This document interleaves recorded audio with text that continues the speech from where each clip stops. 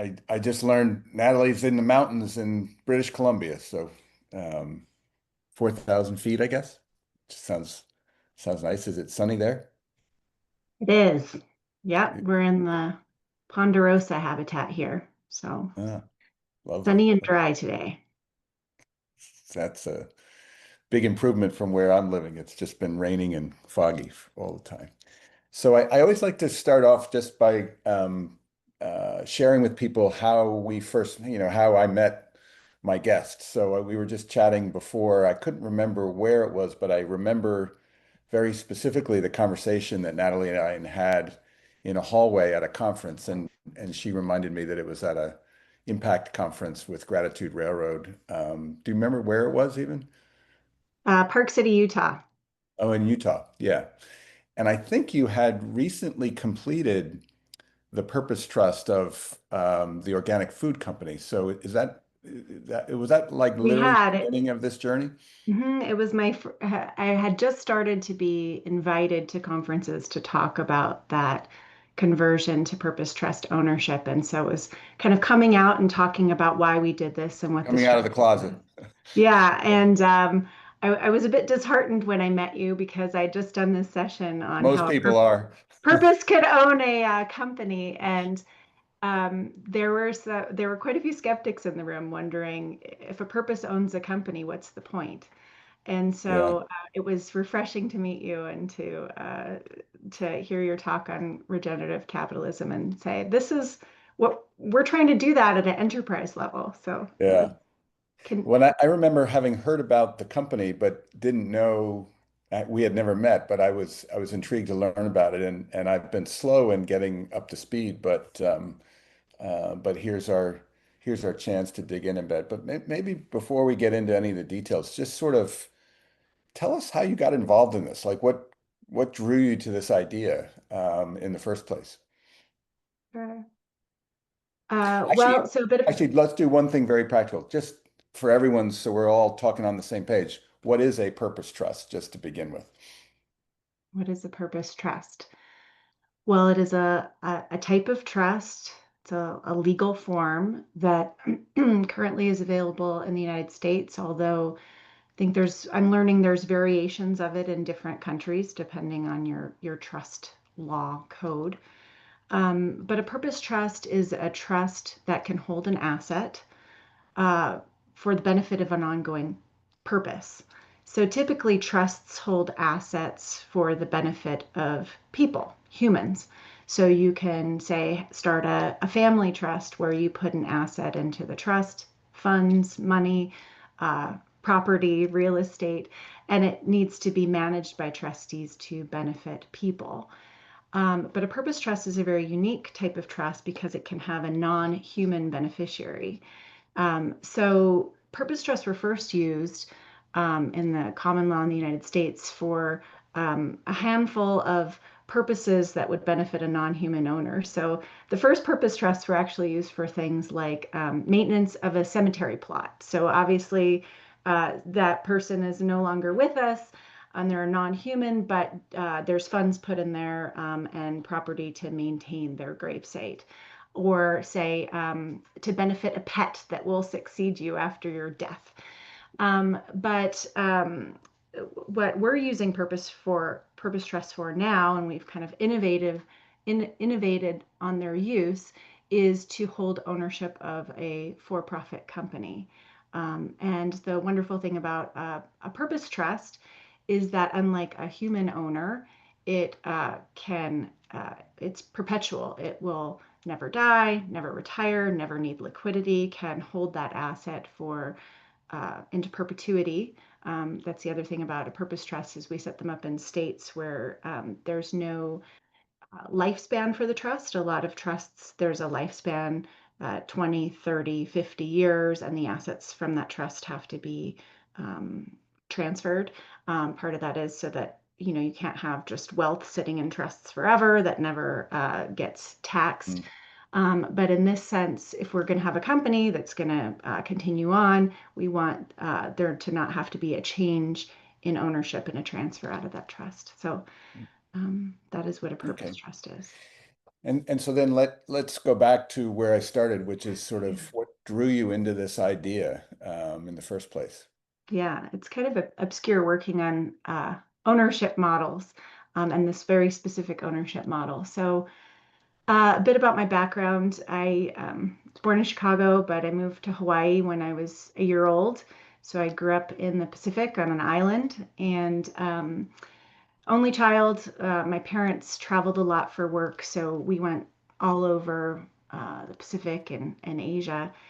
And I think that instilled in me at a very young age. I saw kind of a lot of different ways that people live, and maybe living on an island, I became an environmentalist from a very young age. Like I remember in high school organizing various environmental events and cleanups and things, campaigns and so forth. And so when I went to college, I got even deeper into kind of more radical environmental activism. And, at the time I felt, well, corporations and capitalism are the main source of the problem here of massive extraction, and studied sociology with some radical political economists. And I guess I understood the problem, but I was looking for a solution. And I was really curious about, well, how would we have an economic system that would actually have live in harmony with nature? And how could we have an economic system where people have good quality of life? We wouldn't destroy the system; it would live on, but it would be transformed in a way that would actually sustain life on the planet versus destroy it. And so um, I was particularly just personally interested in food systems. I always kept a garden, worked my day jobs at the farmers market and at grocery stores and the like. And so I was really intrigued by movements around organic agriculture and sustainable food systems that I saw coming up in the early 2000s. And I thought, well, this could be my leverage point of seeing how we could make business um, do it right.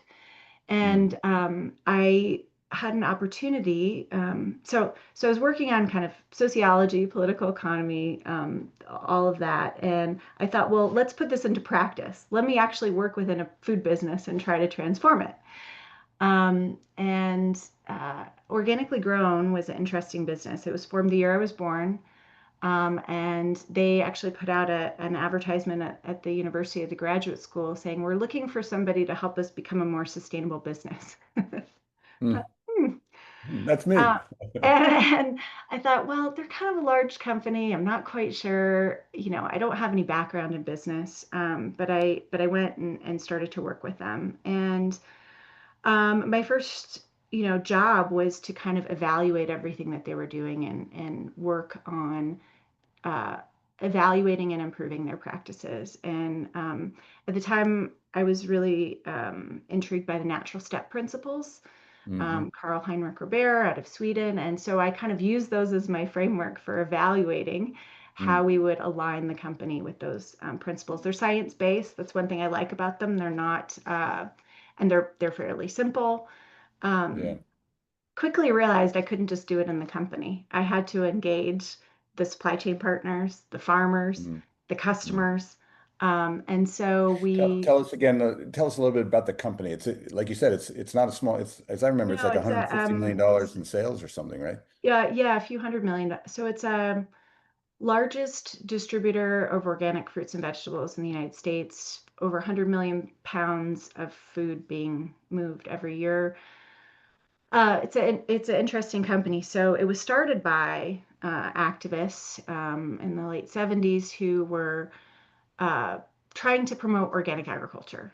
And Mm. they quickly realized that they started as a nonprofit and quickly realized that the best way to promote organic agriculture would be to actually help the farmers make a living doing it.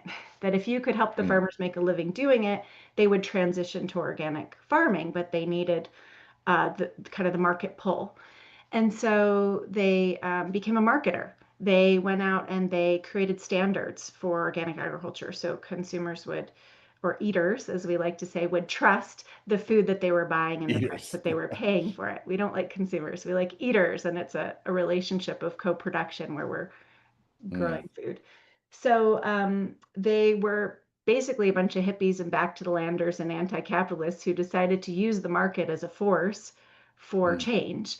And they really had, and they still do have, high ambitions around growth, because what they want to do is they want to take over more shelves and more acres and get mm. more healthy organic whole foods on people's plates. So Kind of they growth we engaged, like.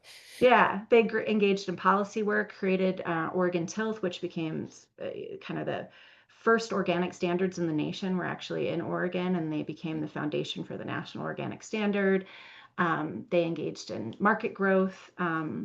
And so I got an opportunity to work with them, and they had actually just changed their mission statement from promoting health through organic agriculture to adding as a leading sustainable organization, because they realized they could work on it in the farming, but the Mm, entire food supply chain is still very conventional, very extractive. You've got mm, big trucks driving around, you've got all this packaging. The labor practices are not necessarily aligned with mm, these principles of, taking care of people. You're taking care of the soil, but are you taking care of the people harvesting the food?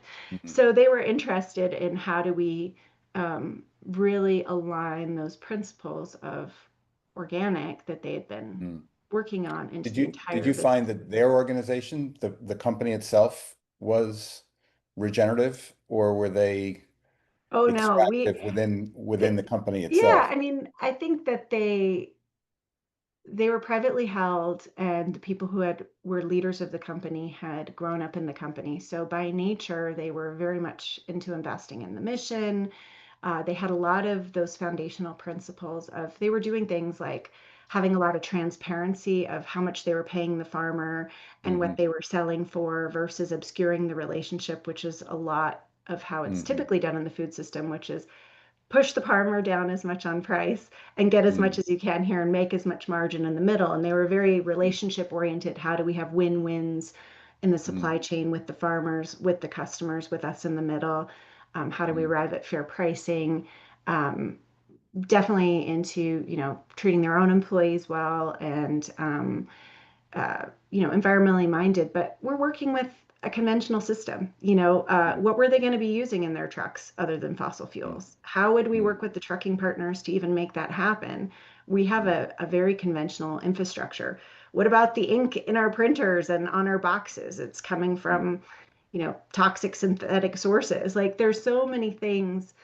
We always talked about it as our journey towards sustainability was the time we were Hmm. using term we were using back in the early 2000s, our journey towards sustainability, but that it's this high bar that we're Hmm. constantly striving um, Hmm. to achieve. And that's what I Sure. liked about the natural step principles is they're, very clear in what that bar is. And so aligning all of your practices. Yeah. Yeah. And so tell us how so you were there to help make them more sustainable, Hmm. right, shoot for that bar. And then how did the purpose trust, the ownership issue become important enough? Was it because the founders were getting older and wondering what's going to happen to the company, or what triggered the search for a different legal structure? And maybe give us a short anecdote on how that unfolded, because you had never, that thing didn't exist when you were there. I don't think, did it? Yeah. The idea Yeah. of a purpose No, trust? no. So organically grown had always struggled with ownership over the years. As I mentioned, it was a business really founded for a purpose, and that's what drove the business over time, which is how do we transform the food system towards more organic agriculture? And so that was always the driver for the business, investing the profits back into that mission. So, investing the profits back into expanding facilities, expanding acres, expanding more relationships with farmers, getting into more markets. And so the company, while it was growing and profitable, was reinvesting all of those over time. Um, and ownership had always been this. kind of challenge for the company. So first it started as a nonprofit, quickly realized it should be a for-profit, became a farmer cooperative. Um, over time, the farmers being the owners, organizing the board, benefiting from the growth, the employees said, well, wait, aren't we part of creating the value here too?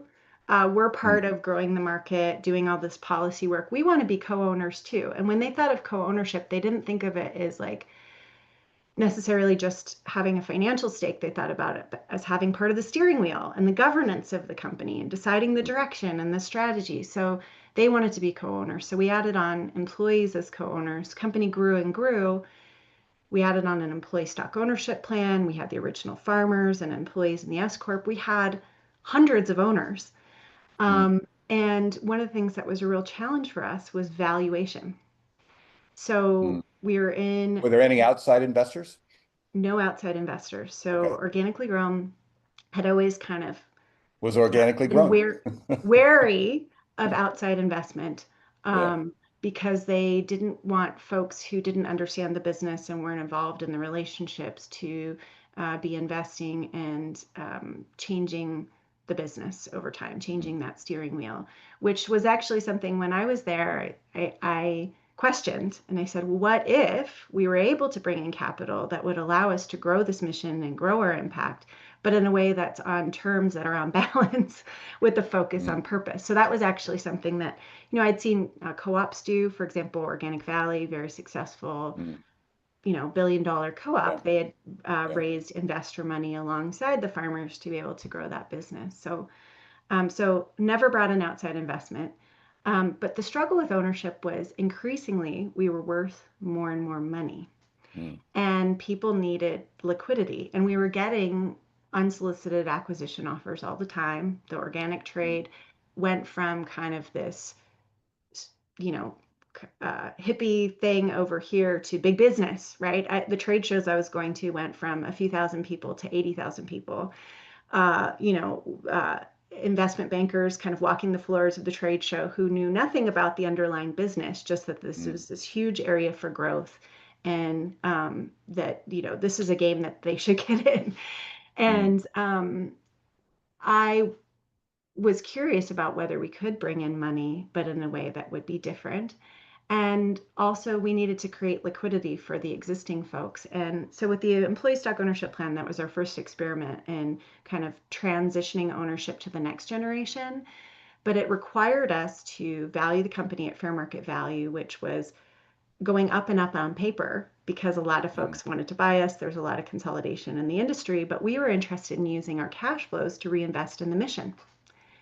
mm, And our CFO said, well, we're actually now in the stock buyback treadmill where we have to keep buying back stock from the existing exiting employees and giving it to the new folks at this higher and higher valuation, which is draining our cash from reinvesting mm, in the mission.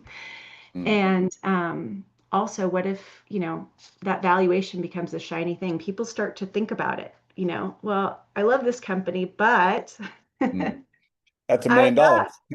I've got other things I can do. And so, and those of us who are younger in the company said, heck no, you're not going to sell this company. If you sell this Mm, company, we will no longer have self-determination. We will no mm, longer be making the decisions about investing in our advocacy work and our mm, farmers and all that, that will be working for somebody else. And it's really important to work for ourselves in relationship with people that we're growing this mm, business with to make those decisions. mm. We're not just activists, we're smart business people too. Like we dealt with things over time. So I might just we needed a interject here solution. and just interject and contrast that situation with Patagonia that we're going to talk about in a minute. But I'm very close with Vincent Stanley, who's on my board and one of the earliest Patagonia employees, actually the nephew of Yvonne, the founder. And one of the things I've talked to him a lot about the company and the culture. And one of the things that always surprised me is that Patagonia never gave out equity to their employees. Mhm. It was 100% owned and controlled by the Chenard family. And, not being critical, but I was like, wait a second, this doesn't feel right. You're not having this shared right relationship with the people that are creating all this value.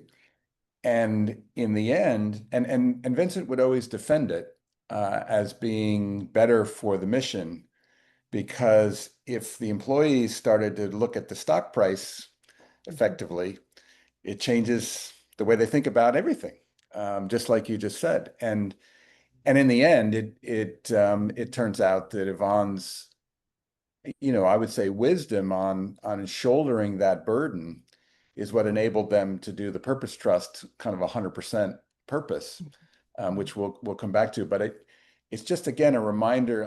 I raise it now just as a reminder that the answers to these questions aren't always as obvious and intuitive as we think they are, and they're complex. And um, so the contrast between what happened inside your company and the way the employees think about, the mission at Patagonia was actually quite different because they weren't distracted by the Mhm. cash out opportunity. Uh, Distracted by the shiny object, as one yeah, of my mentors, George Siemens, says. He says, once you start getting valuation out there, it becomes the shiny object that can become a distraction. yeah, yeah. Yeah. And So, I can assure you that if you're loaded up with stock options working on Wall Street, it's not a distraction, it's the focus. yeah, Um, yeah. so So that's precisely why we did this, what was a crazy thing at the time, which was we bought back all the stock and moved it into a trust that would ensure the company equity would be owned by its purpose over time versus so people. you literally bought all the stock back. Yeah. How did you finance that? So it took me 3 years to figure out. So I headed up, I was on our board of directors and our executive team.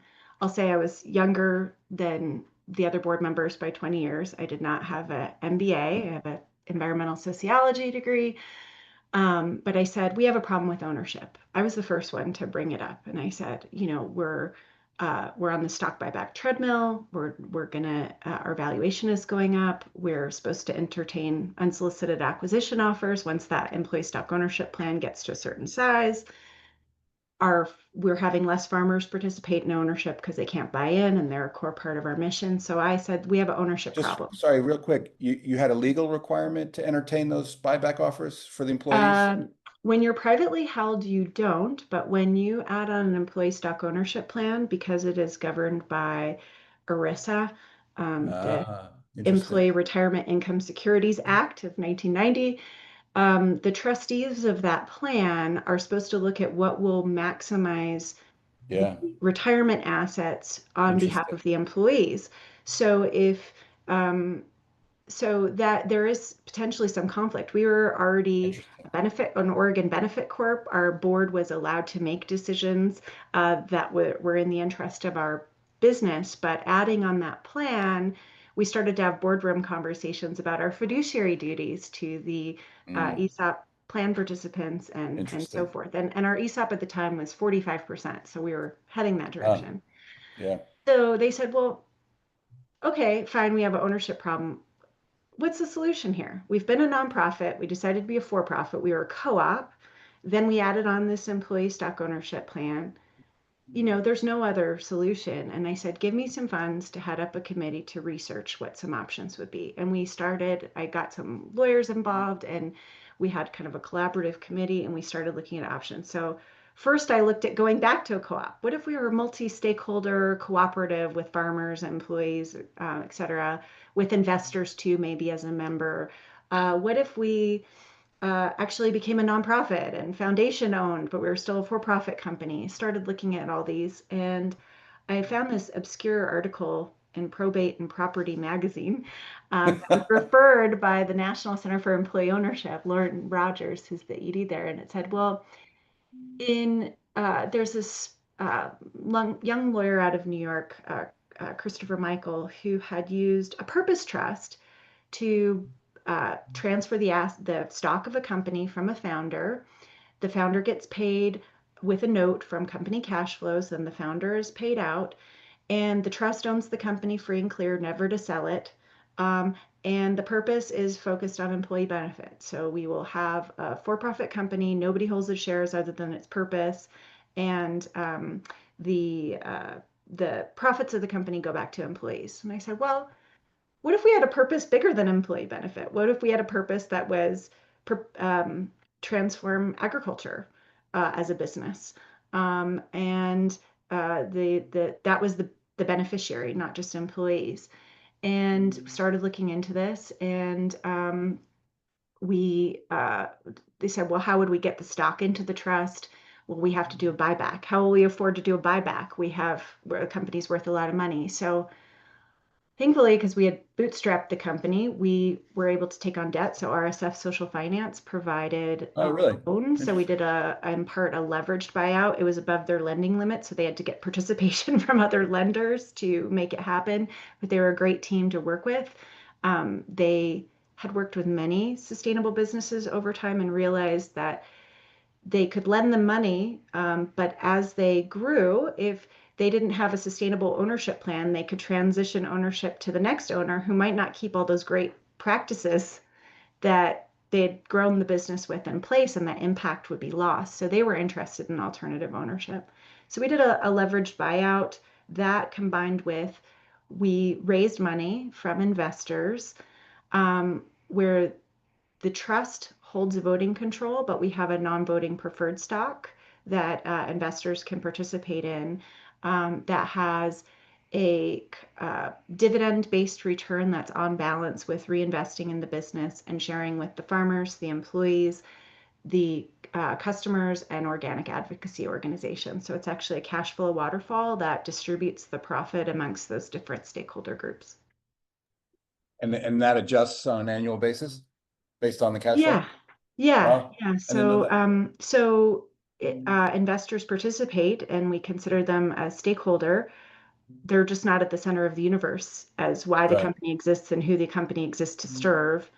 And They are they have no governance, right? they participate in governance alongside other stakeholders in um, uh, electing our Trust Protector Committee, but it is not tied to how much they've invested.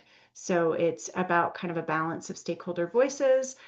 They have some protective provisions on their investment if the company were to do things that would, you know, take on debt or issue stock that would. So there's a few things, but for the most part, Sure. um, they the company's owned by its purpose. It'll never sell. The purpose directs the company, and the investors get kind of a profit sharing based return over time. And it's not Interesting. based on fair market valuation. So we're done with the whole what are we Yeah. worth? What are we worth? Over time, if investors want request a redemption, the company entertains it and just buys it at the amount that they had originally invested. At face value. Yeah. Mhm. So it's truly preferred stock with no conversion. Mm-mm. Investors invest for the distribution only. And roughly what has been the yield of the preferred stock out of curiosity over time? Over the last 8 years since we did that, I think it's about 7.5%, 7.5, Really? yeah, Yeah. on average. Interesting. Interesting. And so it's like sort of ironic, a leveraged buyout of a purpose-driven company, but RSF obviously couldn't finance all that, so there's a bunch of banks alongside RSF. Mhm. Yeah, and Wow. this is actually so getting back to what you mentioned on Patagonia. So what Patagonia did with their purpose trust of the founder donating the company into a purpose trust, amazing. Uh, Super cool that they did that. They also had to add on the 501(c)(4) and do that whole conversion, which we can talk about. But most of the companies I work with, the founders do need some liquidity. Maybe they'll gift part of the company, but they've also put a Yeah. bunch of their money over time, a bunch of their sweat equity, and they need that liquidity out. So more often than not, in moving a company into a purpose trust, we need to create some liquidity. So seller notes, external debt financing are fairly common. raising external equity alongside a purpose trust is somewhat less common. Um, and we find that, certainly CDFIs and alternative banks are very open to this because it supports their mission. But we also Mm, find that maybe their existing banking relationships that might be more conventional will do this because they're used to, okay, sure. this is just another flavor of a leveraged Yeah. buyout or ESOP or what have you. You're just going to be owned by a purpose trust now versus a person. So, And is the ownership, if you go to sort of the extreme and you had a golden share that simply controlled it had a veto over a sale. mhm, So, but it had no other rights other than you can only sell the company to someone that I think is going to be a good yeah. decision for the company. Is that considered a purpose trust? You can use a purpose trust in a minority shareholder position with certain governance rights.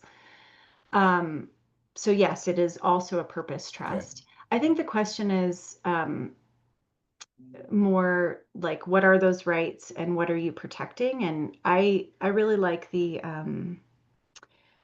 philosophy and the framing of what we call steward ownership. So there's a movement in Europe and they've coined a term and now it's kind of becoming globally adopted where yeah, there's certain principles that the company meets, which is one, we decommodify the company. So the company's not for sale, it's owned by and for its purpose. So whether that's done by putting something like a purpose trust as the majority shareholder or a golden share type function, the point is, I can't just personally cash in on the company for my personal gain. I realize that the company exists by and for its purpose. Uh, it and that's people might come and go, and I can't just cash in on one point in time. And if you think about it, if you think about the company as like a living organism, I'm standing on the shoulders of 40 right. something years of people working before me and all this opportunity ahead of me for the company to continue to work for that purpose and benefit the Yeah, employees and the farmers and the yeah, eaters. So that thought that like I get to cash in on it and yeah, is kind of a strange thought because you're really talking about the collective human yeah. capital that has and environmental capital and so forth that's built this business over time. So one is decommodify the company. Just on that, just Mhm. a quick reflection on that. Many of us that watched Goldman Sachs go public Mhm. were just aghast at the fact that after, I don't know, 100 years of partnership, one generation of managers essentially got the windfall of Mhm. cashing in the entire history of that firm at a Mhm. valuation that reflected the entire future earnings of the firm. Exactly. And I don't know, I'm sure they had a massive fight with the former partners, haggling over the terms of it. And I'm sure at least the living former partners got something, but they had no power because they were retired. And I'm sure they got royally screwed by the living partners who were in control of the whole thing. Yeah. And yet it just seemed, and they put together the narrative, we need to do this, we need more capital to be competitive, blah, blah, blah. But it was just a massive windfall to, I don't know, probably 50 partners that happened to be in Mhm. control of the firm at the time. Yeah. Um, Yeah. so Well, that's the challenge that we face is the modern legal form of ownership uh, is structured that way and rewards that, and yeah, that's the way it goes. yeah, and yeah, and you might have people who act as steward owners for a long time, and then they transfer ownership to the next folks, and the next folks say, "Actually, I'm yeah. gonna cash this I got a in," better and idea. it's their right. And Yeah, so yeah. so what I like about these So anyway, steward that's the ownership, first yeah, so criteria was steward ownership models, there's three principles. The first is let's decommodify the company either through a golden share or putting the majority of shares in some sort of locked vehicle that will ensure the company equity stays and value stays dedicated to the purpose. The second is self-governance. So it doesn't mean that you can't have folks from the outside, but that your steering wheel of the company should be held by people who are actually close to the operations, the hmm, relationships with your customers, the products and services, and people who are actually have skin in the game, yeah, working towards that purpose and will be good stewards of it over time. And that, And that they and have. I'll interrupt again. That's highly aligned with Rhythm's approach to governance. Yeah, This notion of having these distant directors who show up 4 times a year for their wisdom when they're disconnected from the operations, it just makes no sense from a living systems perspective. So yeah, far, two for two. And what's the yeah. third one?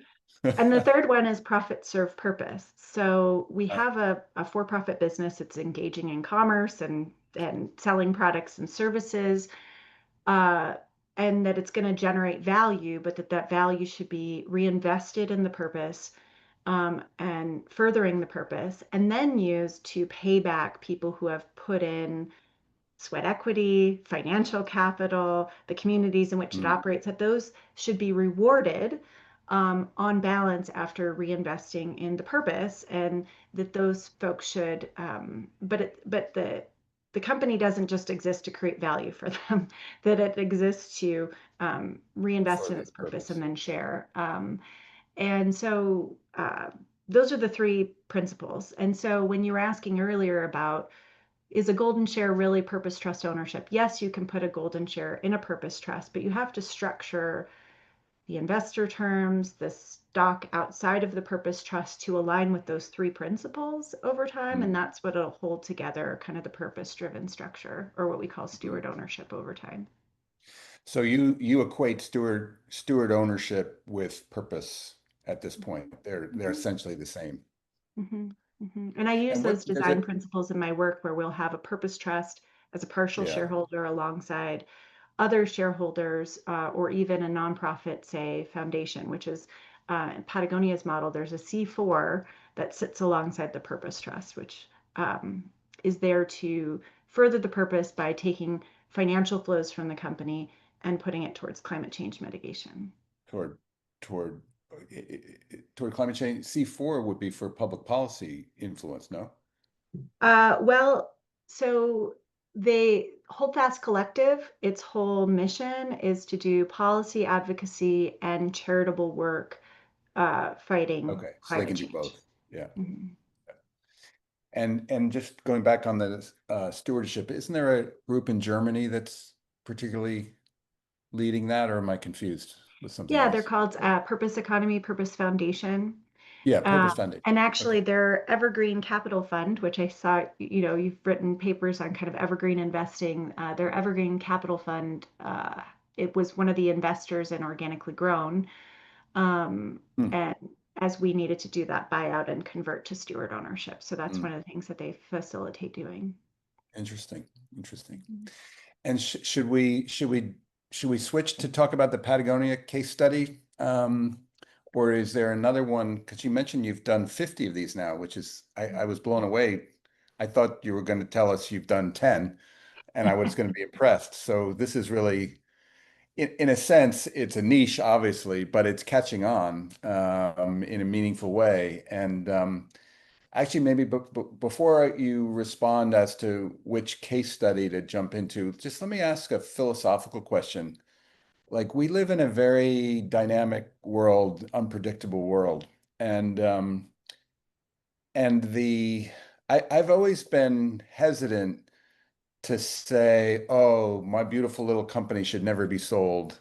It's like this perfect ornament that needs to last forever." I mean, that's not really the real world. There are many companies that are wonderful companies, but I could make the case need to be sold either to survive or should be considered to be sold because they may have, the argument that, the old Ben and Jerry's argument. Actually, Mhm. that's a bad example, but uh, well, I'll use it just because I'm familiar with it. Did Ben and Jerry's accomplish more influencing Unilever than it could have accomplished as an independent company outside of Unilever? Now, Mhm. it's interesting that Unilever is now about to sell all their ice cream businesses, but leaving that aside, how do you think about philosophically the question of, change is the only constant, and, who knows whether any company should be an independent company forever in an uncertain world? Mhm. Yeah, I think that's a good question. I think that purpose trusts are one tool in the toolbox, so I don't see them as being the solution for everything. But I do see them as being a potentially very powerful new lever, and that's why I'm focusing so much on purpose trusts. And you would say, well, you're a systems change person. Why are you working with individual companies on transitioning their ownership to purpose? Like that seems like one over here, one over here, one over here. But I imagine that we could have this could be a important tool in the regenerative economy to have thousands of businesses that are still privately held and owned by their purpose. There's a role Mhm. for changing public markets and there's a role for changing private markets. And I Mhm. think that this is a tool in the private market space. And they're not for everyone. As you're saying, if a company is financially struggling or it really makes sense to merge it with another company to accelerate its impact, I think that that's possible.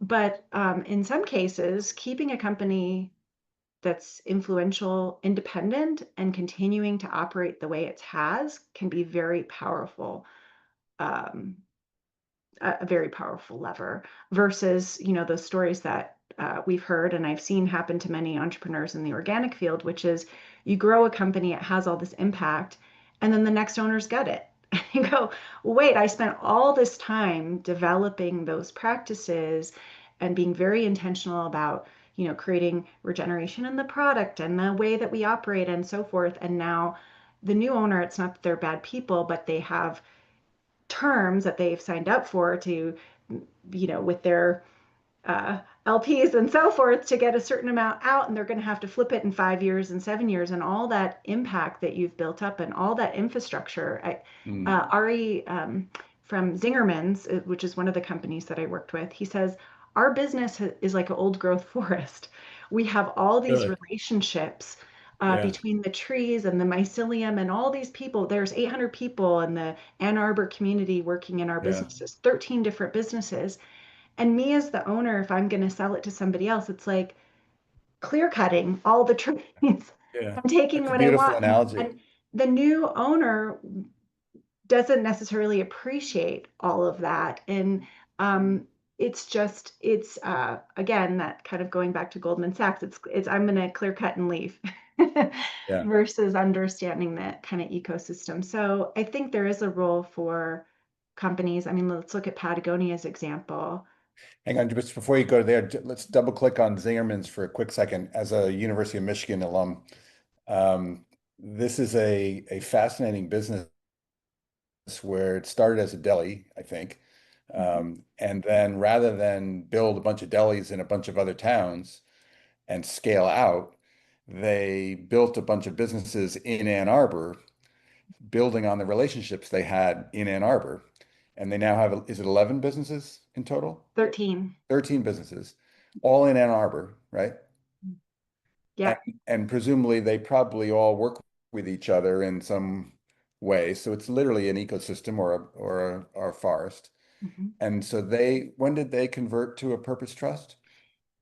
So we worked with them to do a purpose trust, I'd say about 2 years ago. And Mhm. what's interesting is they're a hybrid structure, which is the other way that you can use these models. So the way they started was the founders um, started Zingerman's Deli, and then they had employees come to them and say, well, I'd like to start a coffee roastery and supply us with coffee, and I'd like to start a bakehouse, and I'd like to start a mail order company, and I'd like to start.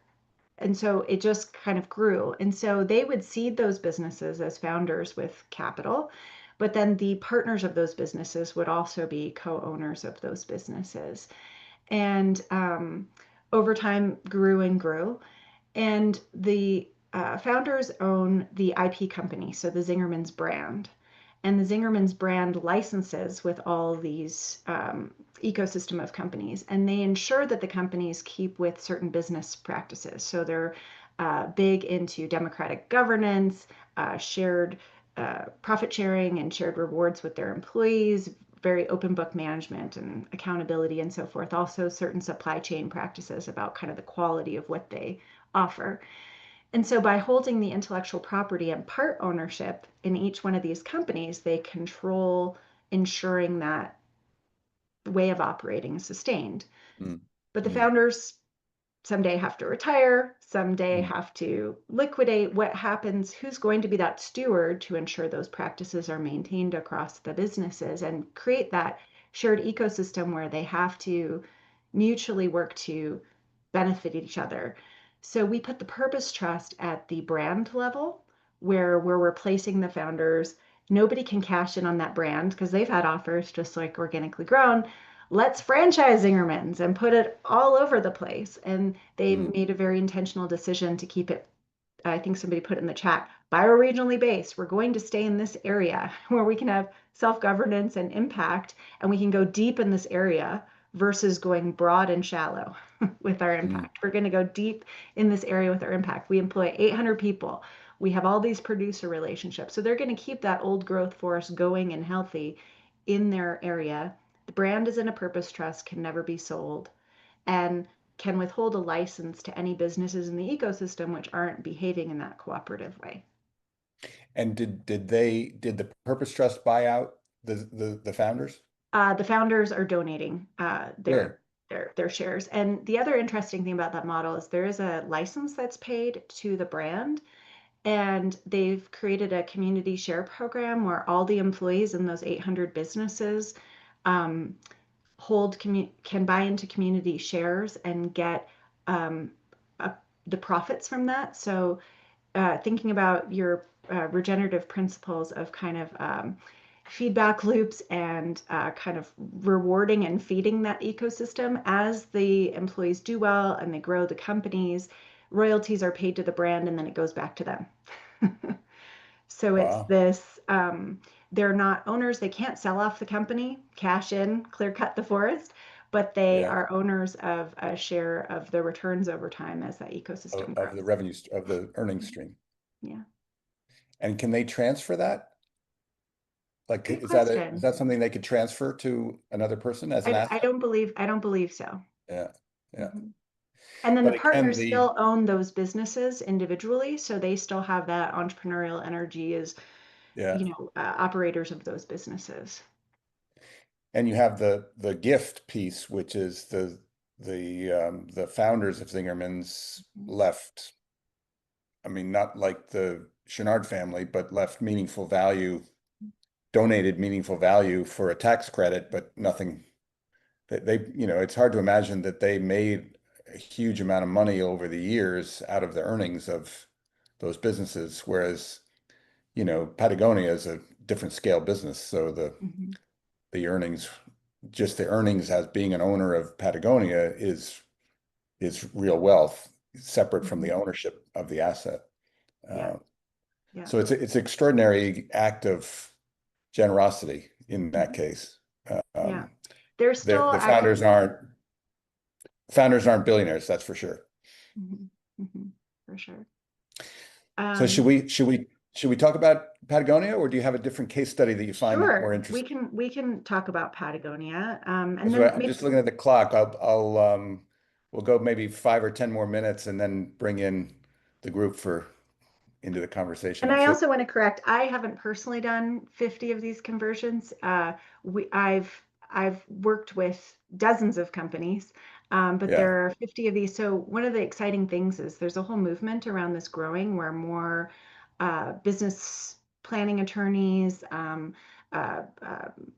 folks want to learn about this and actually offer purpose trust as another tool in the toolbox as somebody's yeah, thinking about starting a business or exiting a business. What are the tools? And I just spoke to one of the country's largest trust and estate planning lawyer conferences, and they said, well, we know a lot of privately held business owners that they looked at family ownership succession, and they said, yeah. inherited wealth and kind of putting this business on my kids to hold the governance and hold all the economic rights isn't necessarily the healthiest for this business. I looked at transferring it, management buyout, and we're worried that Or they maybe might for the not. kids, like Yeah, it's not obvious that just because your parents founded a company that's supposed to be your life purpose is to yeah, inherit that. exactly. And so they've looked at that. They've looked at kind of the management buyout route, and the management maybe didn't have the means to buy them out. They're committed to the company, but they don't, especially in a very Yeah. successful company, they can't afford to buy Sure. it out, Yeah. or they're worried that they might, kind of cash it in. They looked at maybe employee ownership models, but were worried about things like the regulations with the ESOP plans. I mean, Yeah.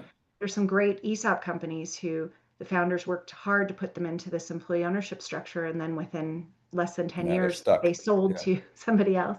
And Yeah. so there's growing interest. So we've actually started something called the Purpose Trust Ownership Network, which is a nonprofit that I've seeded to share how to do this structuring and how to set it up and how to work the governance to Mm. ensure that the profits serve the purpose and self-governance and all that. So Mm. the Purpose Trust Ownership Network is kind of catalyzing that. And our vision is really thousands of businesses owned in this way, where they stay rooted in their communities, stay rooted in kind of purpose first as to why they exist, and then create having the governance and the rewards of held by stakeholders who will protect that purpose and further that purpose and get rewarded over time as a result of Mm. that versus cashing in. And people can come and go. People have life circumstances, right? They can come and go, Sure. but the purpose stays and the business stays operating. Mm. Actually, let me ask another question before we go to another case study. So I think because I'm always interested in the philosophical, as people know that know me. How did you at the organic company? What was the conversation about going back into a co-op model versus purpose trust? Tell us a little Mhm. bit about that piece of the decision. Yeah, well, I thought multi-stakeholder cooperative. So kind of this notion that um, if we're going to further sustainable agriculture, it really takes, there are multiple people who are contributing value to having the business further sustainable agriculture, and they need to be considered in kind of the steering wheel of the company. So uh, they can influence the direction that we're headed and give the board and the leadership feedback, and also they should share in the rewards. So if you think about it, it's not just the employees. Like, yes, the employees are bringing their life's energy, their creativity working every day, but you also really need to take care of the supply chain, because if they're not uh, if the farmers aren't making a living doing this, and they're not being taken care of, that's a problem. Same thing with the customers. If you just focus kind of myopically on the employees and the farmers, but the customers aren't well taken care of, well, why will they keep purchasing from you? And so you need to make sure that they have affordable, accessible products that they connect with, that they find useful. So you got to feed the customers and make sure they're happy. You got to feed the supply chain, make sure they're happy. You got to listen to the employees who are bringing their life's energy. Um, Also, I think about it as a business exists in a larger ecosystem. So, what about the community and the policy landscape and the advocacy that allows the business to survive and thrive? That relationship needs to be taken care of. And then there's the relationship with capital. If you don't just bootstrap the company and you need capital over time, how do you bring that in and use it and reward it on balance with others? And so these are all important. So I thought maybe we should do a multi-stakeholder cooperative, which would let those five Mm. groups um, own a part of the business, govern the business, and share in the And then you return. started thinking about the brain damage that you would invite for the Well, rest of your life. some of the challenges, you have to figure out how to divide up the value. Yeah. We had a great co-op lawyer working with us who had worked with Organic Valley. And how would you divide up the economic value between all Mm. those groups? Mm. And also thinking about the governance.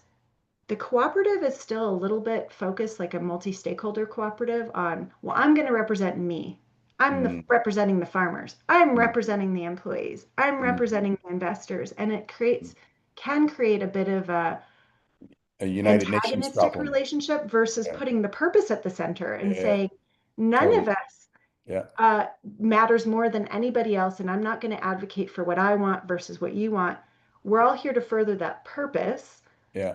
And then I have to talk about my needs and In helping. the context of the whole. Yeah, It and actually, there's a this is just the first time I've seen this or realized this, but it is the holistic, single, whole response as opposed to the parts response. I mean, if people have asked me, so what do you think about having a board member in a public company representing the rights of nature? And Mhm. part of me is like, yeah, well, that's a cool idea. But parts of me say that's never going to work because there's never a single issue that you can say, oh, this is a nature. You're setting up antagonism as opposed to a holistic approach. So that's really Yeah. interesting. Uh, Yeah. The analogy I use is that if you think about it, a company as a vehicle, it's always moving forward, it's changing its products and service mix, but you're pointing that vehicle towards a purpose. So Patagonia's case, we are going to create outdoor apparel that's environmentally responsible and get more people outdoors because we believe that getting people outdoors will make them more connected with the environment and make them better people, better mm, humans. So that's our vehicle is the company, and it's moving that direction. But of course, mm, our products and service mix might change over time, the things that we might do, yeah. but our vehicle is moving that direction. The vehicle is not for sale. It's owned by and for its purpose. Nobody can cash in on the vehicle, and nobody can change that direction of that's what where the vehicle is headed. It's written into the trust agreement that this is what we're about. But you have all these different stakeholders rowing the boat. You got employees, you got suppliers, Mm, you've got customers, and our organic grown's case investors. They're all in the boat rowing it forward. So we need to listen to them as part of the steering mm, wheel, but they can't change mm, the purpose. And mm, they all get rewarded for rowing the boat forward through the proceeds of the company in organically grown's case, or just through mm. operations. Wow, that's really, I mean, you've just shifted my entire perspective on this. It is at least from my current thinking, it is the natural structure to align with a holistic approach to anything. It's kind of the so just in the spirit of time, should we talk? Let me ask you to talk about one additional case study that you think is particularly informative, whether it's Patagonia or not, and then we'll bring everyone into to the discussion. Sure. I could I mean, I guess I'll talk about Patagonia because a lot of Okay. folks are very interested in it. Again, I didn't work on the transaction, but I have been in dialogue and in co-presenting with the folks that have. And certainly it's one of those ripple things where, we did organically grown and we thought, is this it? But we heard that it influenced others and that people, Yeah. Patagonia had been Well, looking and for a didn't solution didn't for wet. Suze McCormick work on that transaction? Yeah, I yeah. mean, There was a whole team of folks that worked on the transaction. but just influencing a firm like hers is huge. Like you should completely feel, I mean, if you're the board of directors of Patagonia, you're going to hire a law firm like Suze Mhm, McCormick, period, because that's what you're mhm, going to do. But mhm, Forrest, I'm blanking on the name of it, but uh, Mofo is the mhm. nickname, right? Yeah, yeah. But But anyway, so go ahead, I'll share the say story. I work with all sorts of companies, and that's one of the things that's been really powerful for me is that this model of purpose at the center resonates with all sorts of companies. So I've been working with an investment advisory group that's been around forever, Natural Investments, that kind of wrote the original book on natural investing back in the early 80s. And they were going down that route of management buyout, new partners in the advisory firm buy-in, and they heard about this concept and they said, this solves our problem. This whole notion that a handful of the advisors should be the owners and not and really the purpose should be the owner. We never want to sell out to a larger firm. For us, independence is important with keeping our integrity for how we go about our investing as a group. And we want to grow, but we want to keep that purpose at the center. So, Mm. investment advisory groups to I've worked with, architecture and design firms to big manufacturers of housing, of fitness equipment, of boats, childcare folks, and you think, well, what do these folks have in common? What they all have in common is they've had private owners who have always thought about their companies according to those stewardship principles. I'm not going to cash this in. I'm going to keep it going to serve the folks that I provide childcare to. I'm going to keep it going because um, this community in which we operate in rural Vermont, I'm thinking about Concept 2, who I work with. We're the anchor employer, and we're in this rural community, and we give the profits back. And so they've stewarded it, but they're looking for a solution that will keep that stewardship mindset intact, that will reinvest the profits as they have as owners, and not be extractive, and will ensure the governance stays focused on that purpose over time. So that's a whole lot of businesses. They're not just, some of them have these change the world missions like Patagonia and Organically Grown, which is transform agriculture, Mm. transform, the apparel industry. And some of them have a, I want to ensure there's a local um, Right.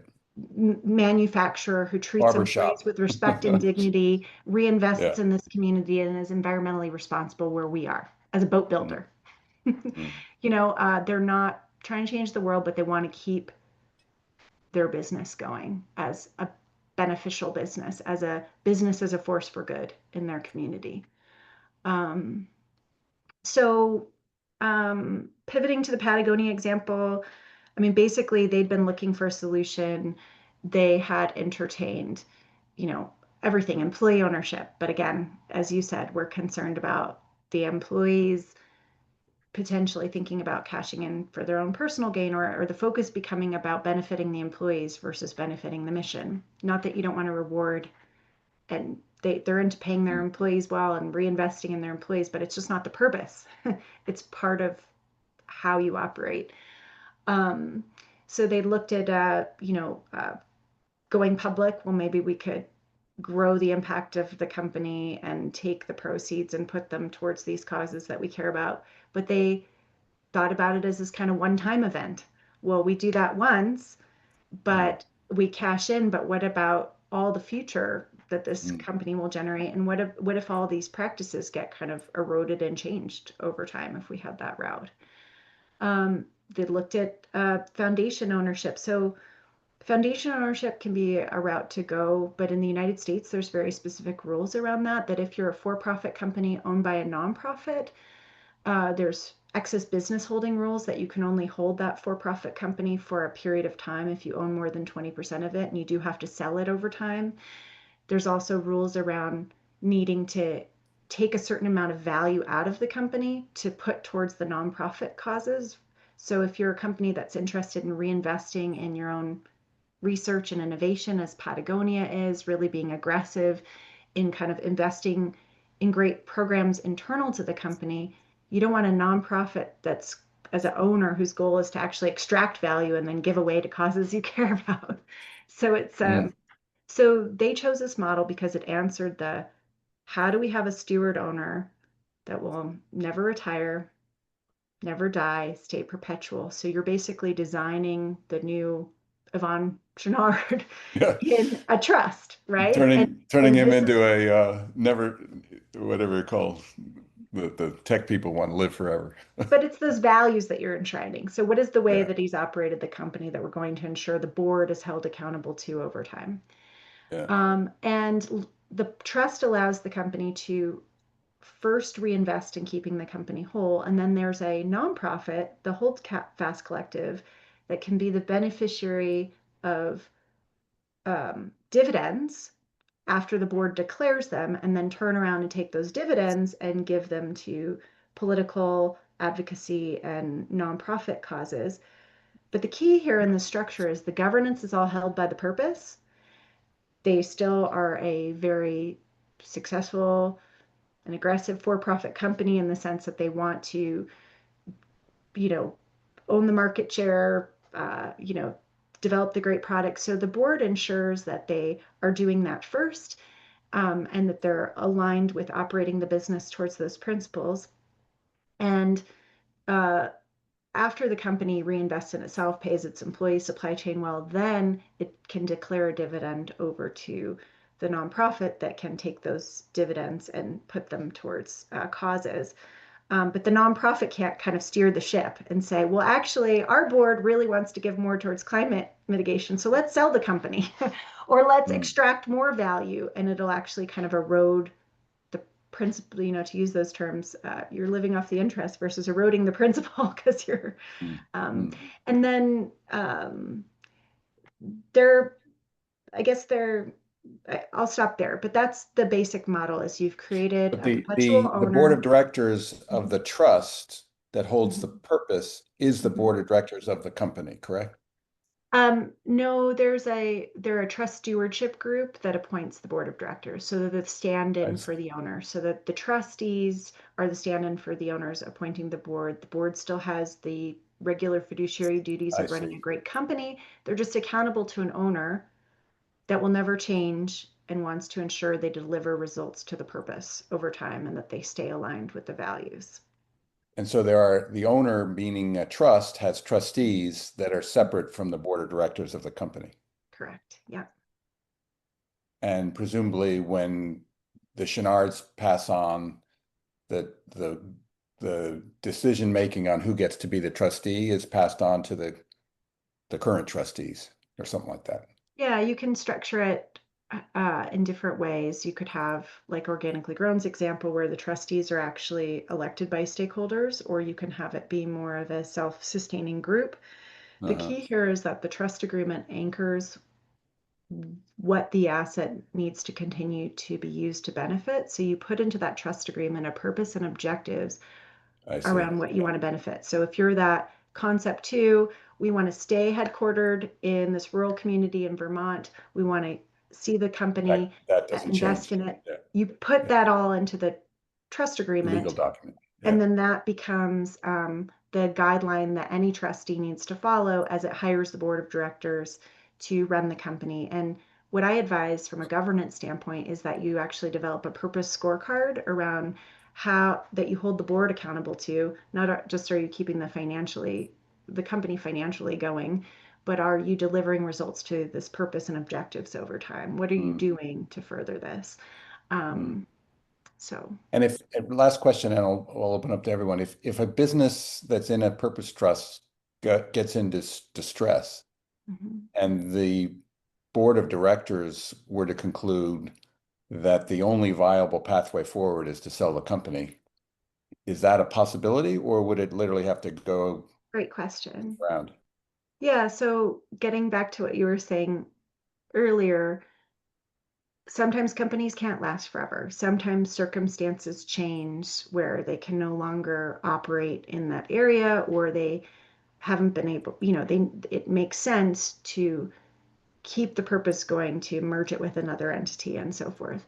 That is allowed in a purpose trust. However, nobody can make that decision for personal gain. So there are the trustees and a role called the trust enforcer who have to be involved in that decision. It's a very high bar. And should that happen, um, in the trust agreement, you talk about the criteria for which they make that decision, like it's in the best interest of the purpose to make this transfer, and that nobody can personally cash in on that transfer. So, for example, you'll have provisions that any proceeds from this transfer of the asset will go to purpose aligned nonprofits and no one will get more than 10% and they'll be named at the time of dissolution. So you couldn't have kind of bad actors lobbying the Mm, trustees to move the company out for their mm. own personal gain.